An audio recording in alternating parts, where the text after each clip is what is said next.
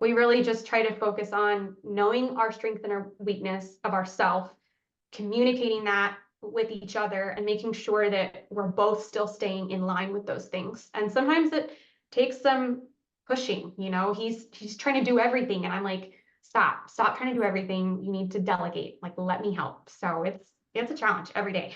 I like the both that side of it, and when you're talking about kind of having that separation, because I think that is even we heard a similar thing from Nate Schwepp, who is not business partners with his wife, but he talks about when he gets home, there's no more work. He's completely focused on her and the kids and being with them. And I think regardless of whether you're business partners with your spouse or not, having that's one of the most challenging things I think in business, because it's so compelling. It's so easy to take it home with you just because Yeah. you're so locked in and it's so engaging.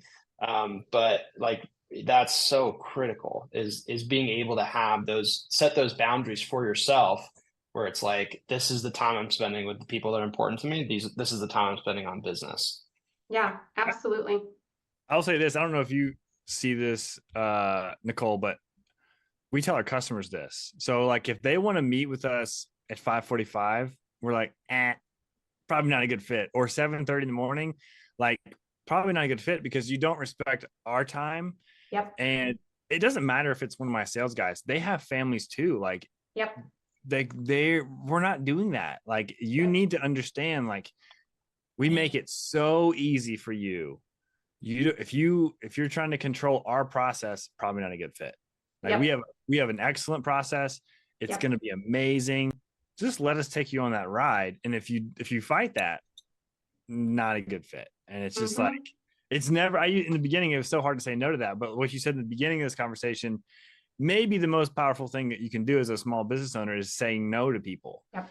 And in a very, very good way, nice way to not make them mad. But like, you need to have a really clear expectation and confidence. Even if you gotta, I always talk about this. AJ and I would talk about this a lot too, because it helps the homeowner and whatever your customer is.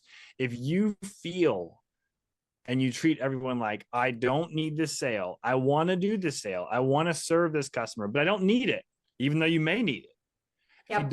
If you don't go through it, all those interactions like that, people talk about commission breath and things like that, but it's so much deeper than that, because you have to feel like, oh, I just sold $1 million yesterday. That's what you have to feel like, so that you treat that customer fairly. Because if you say yes when you shouldn't say yes, nobody wins. Your crew Yeah, loses. you're doing a disservice to your customer at that point. Yep. Everyone loses Yeah. at that point. If you treat a customer differently because you need the thing, Yep. you have to understand your process. We have a pretty good, and my husband specifically, he just from years in the fire department and anything else he's done, but he has a pretty good like vibe on people. He can read people pretty well.